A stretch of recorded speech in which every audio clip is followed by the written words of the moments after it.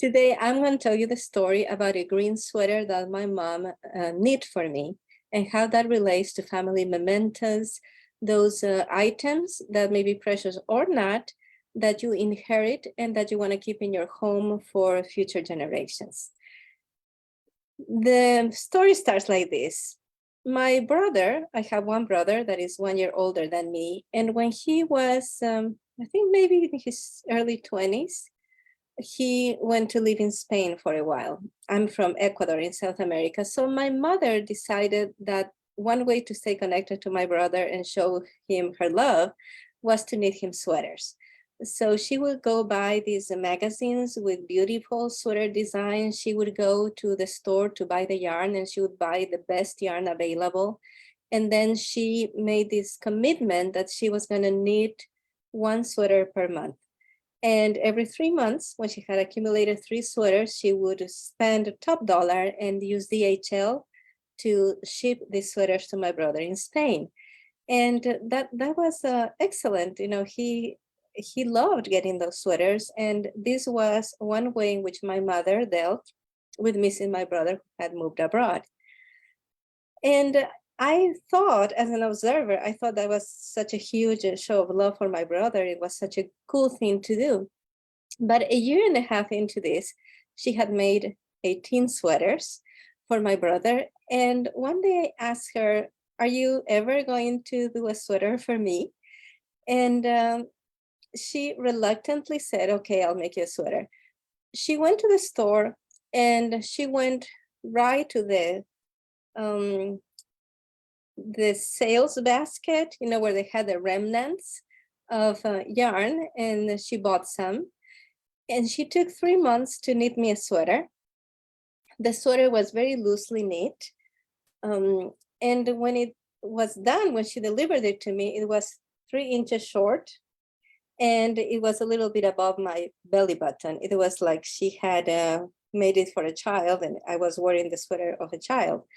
But I still wore it because she was my mom and she made it for me. And so I would just pull the sleeves back all the way to my elbow, so people wouldn't notice that it was the sleeves were so short.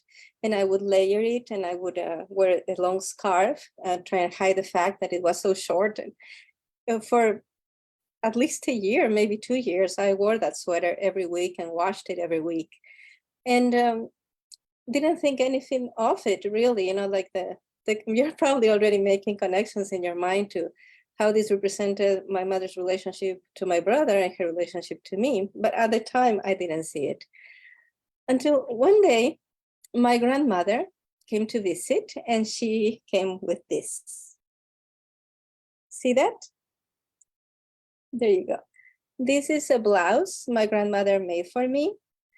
And she went to the store and she bought the finest crochet thread. So not yarn, but thread, you know, fine thread. Take a look at this. And she knitted for me with me in her mind. And it is a work of art. I keep this in my treasure box of things that I'm going to pass on to my children, to pass on to their children. I have 2 boys, but maybe one day I'll have a granddaughter who can wear this. And every single day when I wake up as an adult, I make a decision of who am I going to be today. Am I going to be my mother's daughter, the woman who doesn't deserve but the remnants of yarn, the woman who doesn't deserve that somebody put love into creating something from her, the woman that has to be content with something that is not the right thing, that is not properly made, and be grateful for that? Or am I going to be my grandmother's daughter, a woman that deserves everything good in the world, a woman that gets as a gift a piece of artistry that can be passed on to the future generations? Every single thing in your home is telling you something, and you have to make sure that all the things in your home tell you positive things.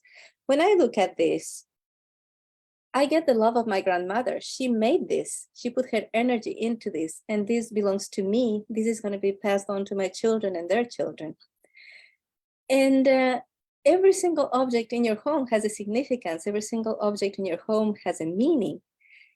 And for the next few months, I'm going to be releasing a series of the meaning of things in Feng Shui, the meaning of things in your home that I hope you follow, because it's going to be really interesting. So if you're not already following me, make sure to follow me so that you don't miss a thing.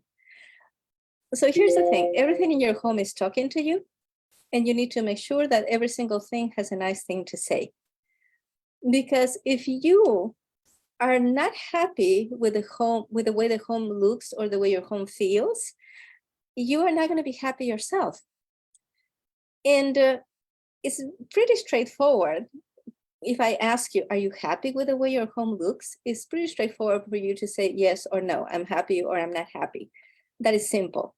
But it is more complicated to discover, are you happy with the way your home feels or are you not? And some signs that you maybe are not happy with the way your home feels is that when you're home, you're always thinking about where you could go.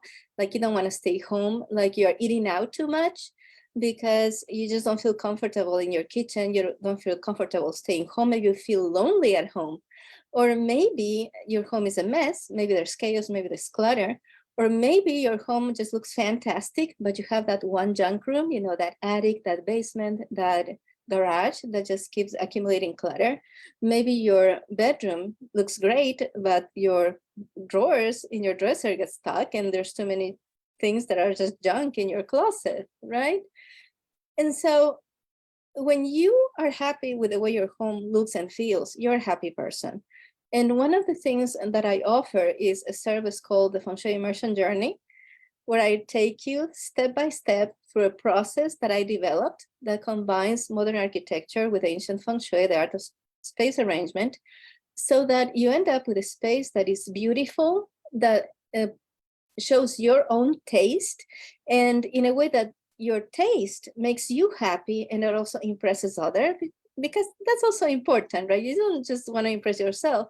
When other people come to your home, you want to be admired. You want them to go, wow, you know, this is amazing. And your home is kind of like the test of how your life is going.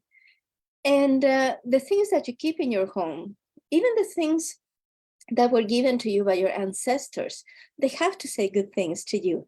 And if something doesn't say a good thing to you, if you're keeping maybe in some heirloom from your family, and that heirloom brings you bad memories, you got to do something about it, right?